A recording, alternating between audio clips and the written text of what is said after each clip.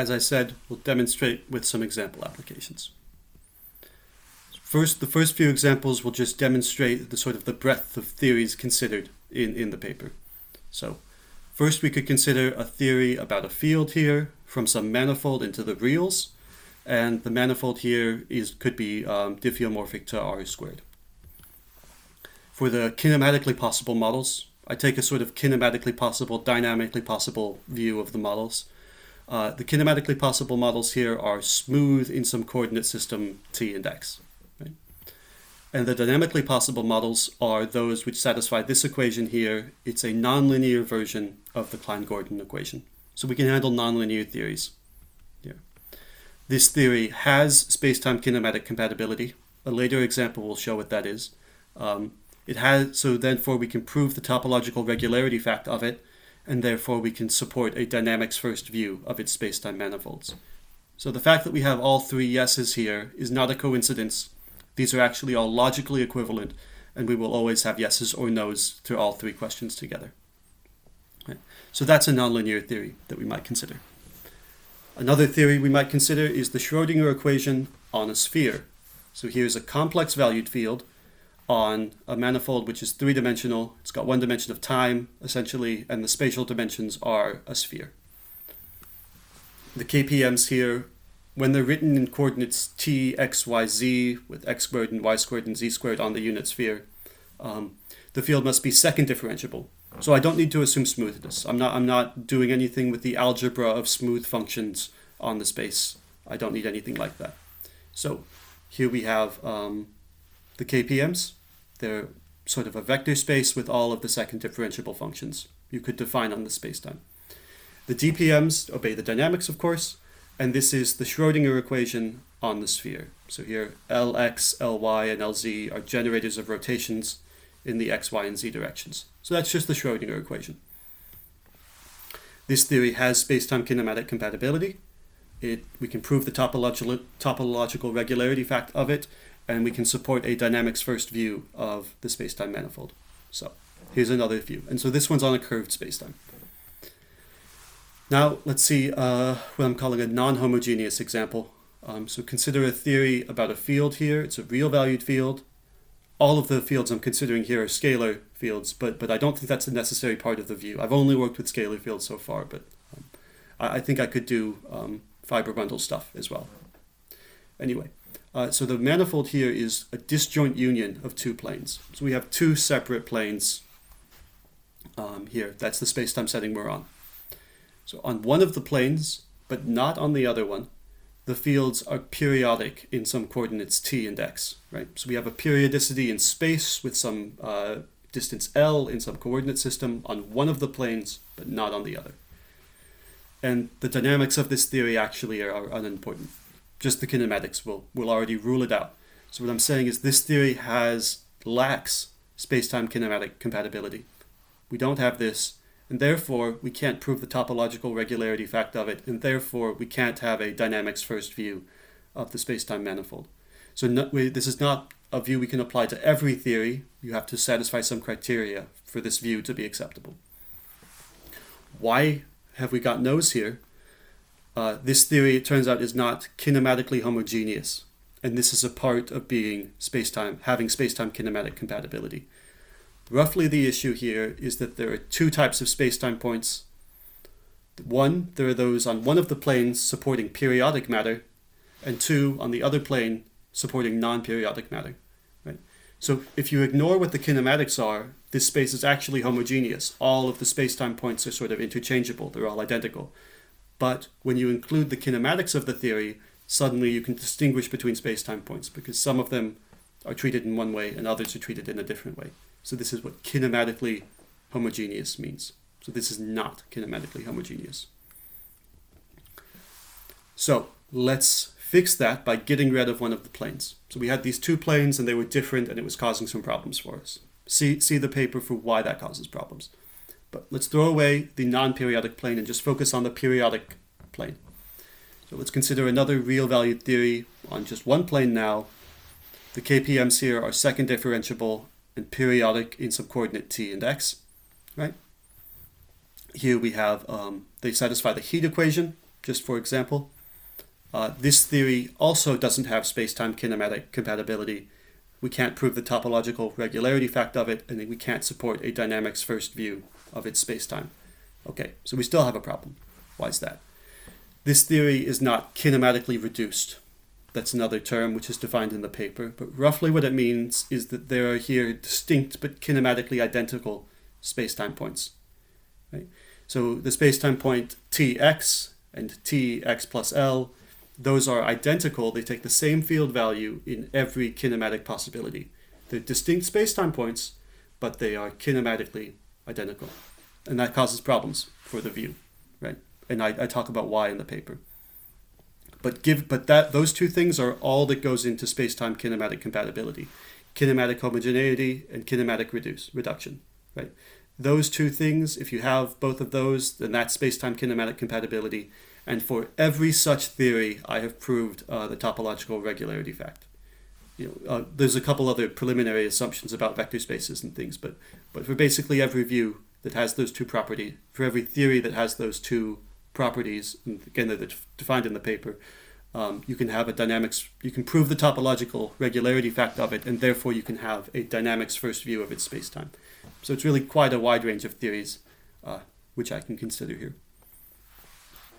So that theory I just talked about with the periodic matter on a non-periodic spacetime, it lacks spacetime kinematic compatibility, but it can still be internalized. So I can still put it into the process of the ISE methodology, but I can't prove the topological regularity fact of it. What we can do once we've internalized it is we can search for some pre-spacetime translation operations, and that's going to be abbreviated PSTOs. Right? None of those PSTOs can lead us back to the original spacetime setting. This is why we can't get a dynamics first view of its spacetime manifold.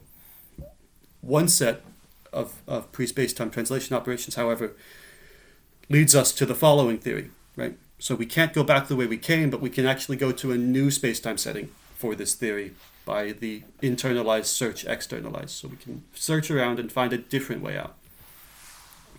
So here we have a theory, a real valued theory about a field, and now, before the spacetime was a full plane, now in time it's the real numbers, but in space it's a circle. Right, so we've periodically identified the spatial manifold and made a circle of it. So the KPMs here are second differentiable in the coordinates now t and theta is a periodic coordinate, right? And the dynamically possible models are still just the heat equation. That should be a theta, not an x, actually, but it's the same sort of thing. So we have now the heat equation on a periodic spacetime. So before we had periodic matter on a non-periodic spacetime, now we have matter on a periodic spacetime. And these are distinct theories. Right? This theory has spacetime kinematic compatibility. We can prove the topological regularity fact of it, and you can support a dynamics first view of its spacetime manifold. Right? So yes, this is a good theory for us. Right? But importantly, we could take that other theory and we can turn it into this theory using the ISE methodology. So the ISE methodology, in the nonlinear theory and on the Schrödinger equation on the sphere, what we did was we took the matter off, we took the paint off the wall and then put it back on. Here we can put the paint back on in a different way and get to a new spacetime setting. So this is an important part of the view, is that we can explore new spacetime settings for our theories. So here's another example where we're going to end up switching spacetime settings. So here I've got a sort of non-local quantum harmonic oscillator. So consider here a complex valued field, and it's on a plane, so it's on R2. The KPMs here are all smooth with well-defined Fourier transforms and inverse Fourier transforms in some coordinate system t and x. And the DPMs here is the Schrödinger equation for a quantum harmonic oscillator. That's this derivative squared plus x squared term, and then plus two nonlinear terms. So the field couples to itself at distance a, forward and backward from its position, right, with some strength lambda. It's actually going to be convenient to rewrite this, and we can use this identity of h of x plus a. If you write out the Taylor series of this, you can repackage all the derivatives into an exponential, and this exponential of a derivative that's an operator, a linear operator, which acts on the space of functions, and it gives the right result, right? So using that, you can sort of mathematically repackage this into this hyperbolic cosine of the derivative term. So there's infinitely many derivatives in this term, and so that's what yields some non-local dynamics, but it's a fine theory to think about. Right? This theory has space-time kinematic compatibility. We can prove the topological regularity fact of it, and we can have a dynamics first view of its space-time. Right? So we can pull the matter off of the wall and then put it back on, but moving the topological structure as well. Right? So you can do that for this theory. That's all fine. Consider now a similar theory, which I'm calling the cosine quantum harmonic oscillator. It's a complex field on R2 again. Its KPMs are smooth with well-defined Fourier transforms and inverse Fourier transforms in some coordinate system, tau and q. And here's the dynamics. So it's a quantum harmonic oscillator plus a cosine potential. This theory has space-time kinematic compatibility. We can prove the topological regularity fact of it, and it supports a dynamics first view of its space-time manifold. Right? Those are logically equivalent statements. So it turns out that either of the previous two quantum harmonic oscillator theories can be internalized. You can put them into the ISE methodology and remove them from their sort of topological underpinnings. So we isolate the vectorial nature of the theory, or the algebraic core of the theory more generally. So the internalization process actually, in this case, it automatically yields some pre-spacetime translation operations. So when you internalize a theory, the spacetime manifold sort of, in a way, survives that internalization, becoming these pre-spacetime translation operations. Right? And these are associated with the old spacetime. And if you pick these surviving pre-spacetime translation operations, and then you re-externalize them, you get back to the old spacetime setting. Right? So this is analogous to taking the paint off and putting it back on the wall. Right? Importantly, however, we always have a variety of pre-spacetime translation operations to choose from. So we can go back to the original spacetime setting, but we do not have to. So this is an important point about this view. Lots of views about sort of algebraic spacetime, they have a one-to-one correspondence between algebraic structure and topological structure. There's a one-to-one correspondence between the manifold and the algebra, right? Or the algebraic view of the theory and the topological view of the theory. These are not in one-to-one correspondence here anymore. We move into an algebraic view of the theory. We can go back the way we came, but we could also go in any number of other directions. So externalizing this variety of pre-spacetime translation operations can lead us to a variety of spacetime settings. And in particular, the above two theories can actually be interchanged via the ISE methodology. So we can internalize one of them, find pre-spacetime translation operations which take us then into the other theory. So these are just two different ways of doing spacetime codifications of the same dynamical behavior of matter. And I'll talk about how that works just now. So let's start from the non-local quantum harmonic oscillator theory, which I've written here. So after internalizing the field states, which were in some vector space of kinematically allowed field states, so they were all the second differentiable functions, they were smooth with well-defined Fourier transforms. That's a vector space, right? And so that vector space survives internalization, becoming an abstract vector space of kinematic possibilities, what I've called V neutral here. And so the difference between phi old and the vector phi old is a function which can be evaluated at spacetime points. It's also a vector in a vector space. The vector phi on the right-hand side in V neutral is just a vector. So it's lost its connection with any spacetime points. It cannot be evaluated at spacetime points. It's just a vector. So you can note that the old spacetime settings translation operations here, which translate the points t to t minus epsilon and x to x minus epsilon. So these are dynamical, or these are shifts, active diffeomorphisms, I'm considering them, on the spacetime. These are associated with linear transformations on the field states. So they move the field states in the same way. So they advance forward in time by epsilon, or they advance forward in space by epsilon. Right? So we have these translation operations. And these are linear transformations. That's very important. So we can equally well think of these as linear maps on the vector space V neutral. So with these space-time translations, they survive internalization, actually. And they become pre-space-time translation operations, as I'll mention in a moment. So we can think of these maps TT and TX, which are linear maps on the kinematic possibilities. They can be mapped onto new linear maps, D0 and D1, which operate on V neutral. Right? So in a sense, these survive internalization. So together, these D0 of epsilon and D1 of epsilon maps, they together are pre-spacetime translation operations. For a technical definition of that, see the paper. And the situation gets much more complicated when you have curved spacetimes, which is all handled in the paper. I'm just dealing with flat spacetimes here in the presentation, though. So you can find a definition there. Externalizing these pre-spacetime translation operations makes them into honest-to-goodness spacetime translations. And in actuality, this yields back the old spacetime setting. So we have the new manifold equaling the old manifold being diffeomorphic to R2, just how we started. Right? Importantly, however, there are other pre-spacetime translation operations available to us. If we consider the linear maps, which are translations in Fourier space, not in space anymore, these maps also survive internalization, becoming linear maps on V neutral. In particular, we can call them D2. So we had D0 was in time, D1 was in space, and D2 is in Fourier space, a translation operation. Taken together, D0 of epsilon and D2 of epsilon count as pre-spacetime translation operations. And externalizing them makes them honest-to-goodness spacetime translation operations, and it yields a new spacetime. And in this case, it comes out that the new spacetime is R squared again. But importantly, it's a different manifold than we started with. So the new manifold and the old manifold, they're diffeomorphic to each other, but they're very important to keep them as distinct manifolds, right? So making D0 of epsilon and D2 of epsilon into honest-to-goodness spacetime translations, actually what that means is it requires that we map the Fourier transform of the old field onto the new manifold.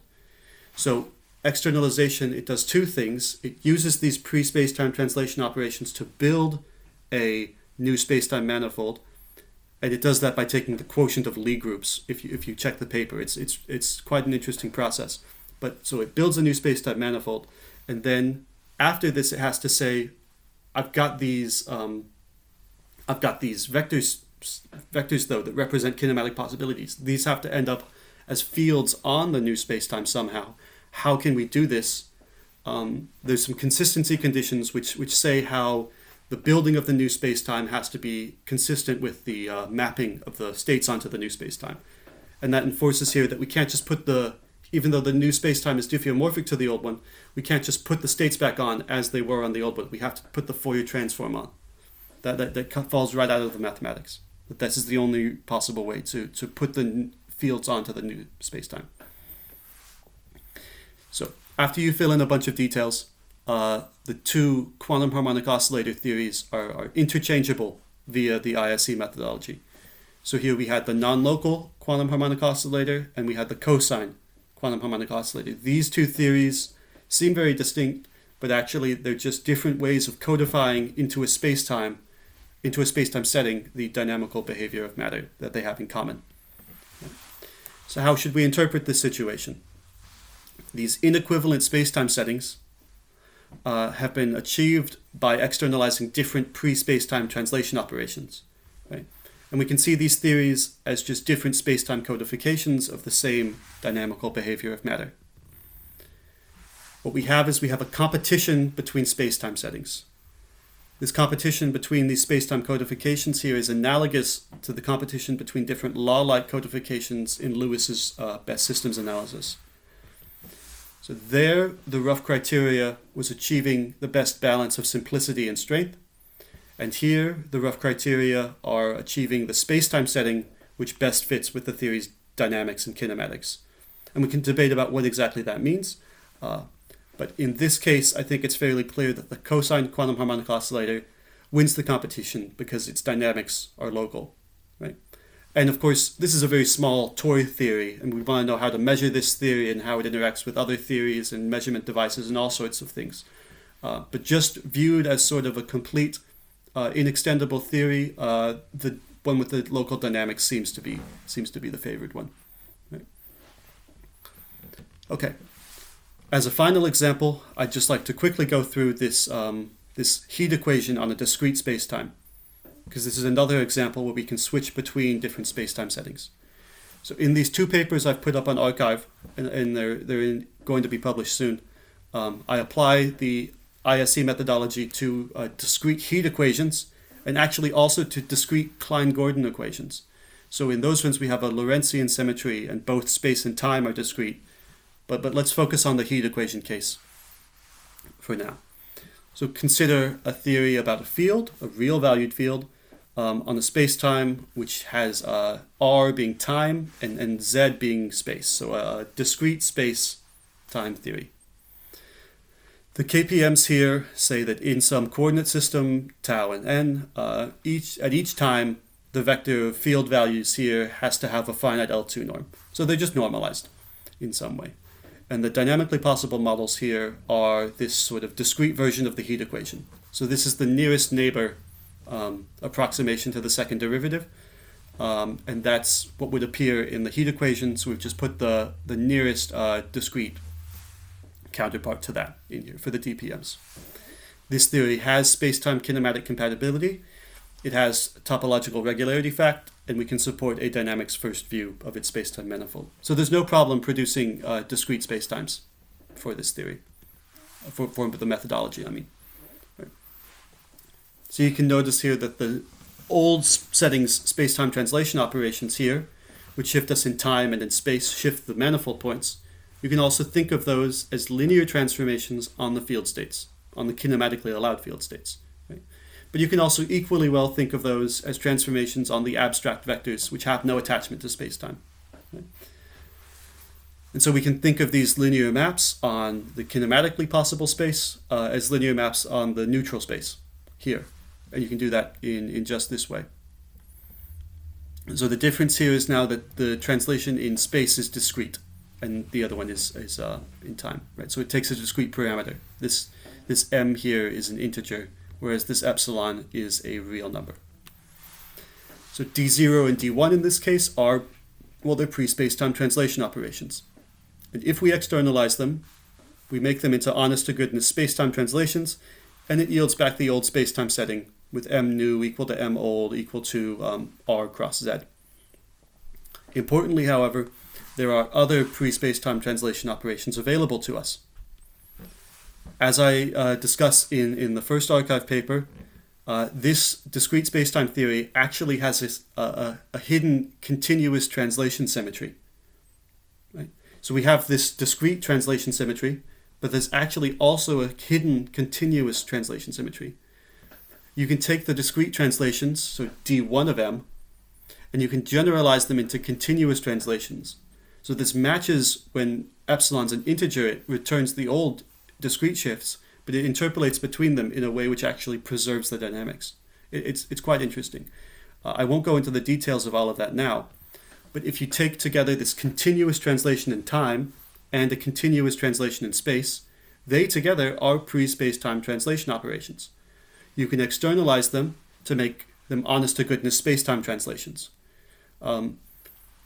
And doing so yields a new spacetime theory with the new manifold being r squared. And this is a distinct manifold from the old one, which was r cross z. So now we've put our theory into a continuous spacetime setting. Making these new spacetime translation operations, or new pre-spacetime translation operations, into honest-to-goodness spacetime translations requires that we map the old field, which was discretely valued in space, right, onto the new field, and it turns out we have to do this using band-limited functions. This is the way that the fields express themselves on the new spacetime setting, and that's forced on us. So we here have a competition between a discrete spacetime codification, which is on r cross z, and a continuous spacetime codification, which is on r squared. Right? And you can compare the merits and benefits of these two. Where is the dynamics local? Where does it make sense? Which one has better expression of its symmetries? And you can do a whole analysis of which spacetime setting is better. And in the archive paper, I rule in favor of the continuous setting. Right?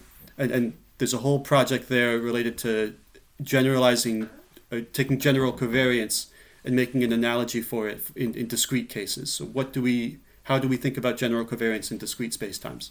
That's really the topic of the paper, but it is also an application of this result. And I should mention here that my analysis of this example with the discrete heat theory is really largely inspired by the work of the mathematical physicist Achim Kempf. He's really a brilliant man, and I worked with him in University of Waterloo, where I was before. And you can see Kempf's 2010 paper entitled Spacetime Could Be Simultaneously Continuous and Discrete in the Same Way That Information Can Be. So this is exactly about this switching between the discrete spacetime setting and the band-limited functions here. So the discrete functions and the band-limited functions, a one-to-one correspondence between them, which has all sorts of physical implications. That was all worked up by Achim Kempf, and that put me onto this example, and actually indirectly to all of this other work. So that's wonderful. Okay, so in conclusion, I started by saying that there are existing dynamics first views of laws and geometry. And what I've put forward here is an analogous view of the spacetime manifold. So for any spacetime theory with spacetime kinematic compatibility, and again, I'm sorry I haven't defined what that is, we can prove of it a topological regularity fact. We can conceptualize the dynamical behavior of matter in a spacetime independent way via internalization. From this spacetime neutral perspective, we can then consider various ways of picking out which pre-spacetime translation operations to externalize. One way of doing so in particular gives rise to nice geometric laws set on a smooth topological manifold. And I claim that just like the laws of nature, the spacetime manifold is merely a codification of certain patterns in the dynamical behavior of matter. So that's the view I'm putting forward. Now, just quickly, how does this compare with other views in the philosophy of space and time, right? So, in general, dynamics first views, as I've discussed, of laws, geometry, space-time, whichever, they benefit from a three-way alignment of explanation and metaphysics and knowledge. And this yields the sparsest metaphysics consistent with scientific practice, or at least a very sparse metaphysics based on scientific practice. Right? And so the dynamic first views bring these benefits to the philosophy of space and time. That's what I've done. In particular, on this view, there are no fundamental space-time points, contra space-time substantivalism. There are no fundamental space-time relations, contra space-time relationalism. There is only the non-spatiotemporal substrate, the sort of Humean supervenient spaces, right, on which the space-time is merely a codification of patterns in. And now I haven't said what that supervenient spaces is, but it's something sort of vectorial or algebraic. I'm not quite sure what it is, but what I do know is how to extract the space-time setting from it. Right? There's a very mathematically rigorous process I describe in the paper for finding pre-spacetime translation operations and then building new spacetimes from them. Right? So this linkage between algebra and spacetime is very well established here. So the way I just described it, though, this may seem like a view of spacetime emergence, if there's some sort of non-spatiotemporal substrate from which spacetime arises somehow. But importantly, if it is a view of spacetime emergence, which I'm not sure it is, it's not of the typical kind. There's no limit taking here, and there's no regime change. Right? The way that the possible spacetime settings here are generated from this non-spatiotemporal substrate, it's non-approximate. So what happens is not that we have some sort of combinatorial or algebraic structure, and then we invent a space-time, do an embedding, and say, oh, that embedding approximately preserves certain metrical facts or something like this, right? That's not happening here. There's no approximately faithful embedding onto a space-time. I take the kinematic space of possibilities. What happens is I pick out two Lie groups on this. From the quotient of those two Lie groups, I build a homogeneous manifold. And then this comes along with a map of the field states onto the new spacetime, and there's no approximation in there, and we're not seeking to approximate anything. We're not finding a spatiotemporal structure which we want to approximate in a continuous way. Nothing like this is happening here. So, moreover, the view I've put forward here requires no new speculative physics, right? So even for commonplace low energy theories, the spacetime is emergent as a codification, if this is a sort of emergence. Right? So the Klein-Gordon equation, the Schrödinger equation on a sphere, all of these I talked about on nonlinear theories, on curved spacetimes. So far it's just scalar fields, but I can generalize this quite readily, I think. So all of those theories, the spacetime is just a codification of dynamics on them. That's the view I'm putting forward. Okay. And here are the references for this, and thank you for your attention.